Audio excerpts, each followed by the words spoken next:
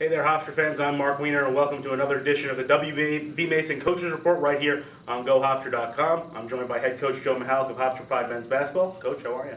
Doing good, doing good. Big week here, big tough week ahead of us, but we're doing good.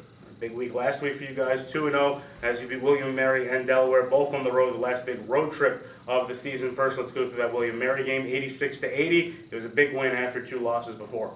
Yeah, you mentioned those two losses. We played our hearts out. I was so proud of our team and came up short. Played two very good teams. Wilmington's at the top of the league, and of course JMU is as well.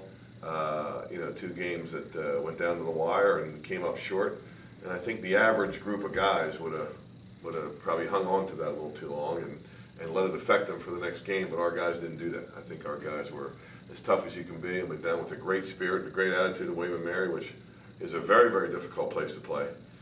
They were the hottest team in the league at that time, I thought, and we were able to win down there, so it was just a terrific win.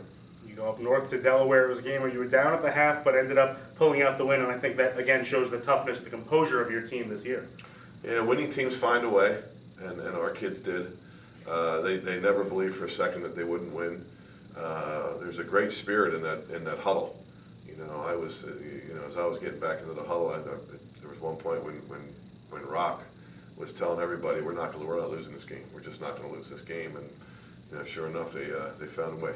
Speaking of Rock, Rokas-Gusti's named the CAA Player of the Week this week, averaged 21 points and 18 rebounds. I feel like I'm going to say that a lot more the rest of the season. Wow, he's just, it's incredible. I mean, it's, what he's done, and he's transformed himself this year, and he's become the guy we thought he could become before he got hurt last year.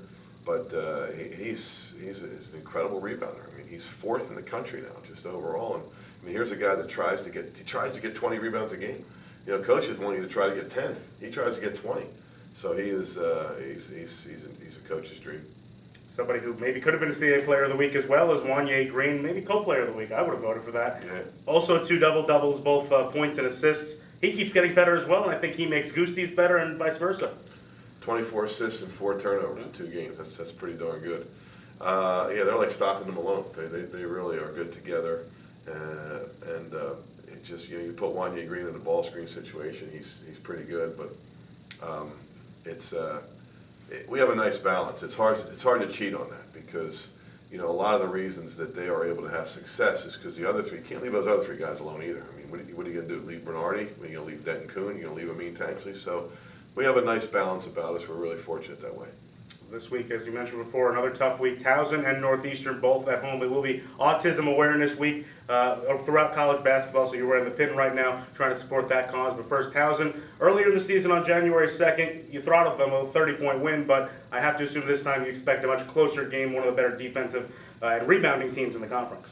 I subscribe to this theory too, that one of the hardest things to do is to go to a league opponent, go to their place and win, and then beat them again when they come back to your place. It's one of the hardest things to do because deep down inside, your kids can't help but think, oh, well, we beat them at their place. And so it was great to do it, but now we got to deal with the fact that psychologically they're going to have an edge because they're going to be fired up. But it's a really good team, very well coached. I think they're the toughest team in the league. Hard to score on them.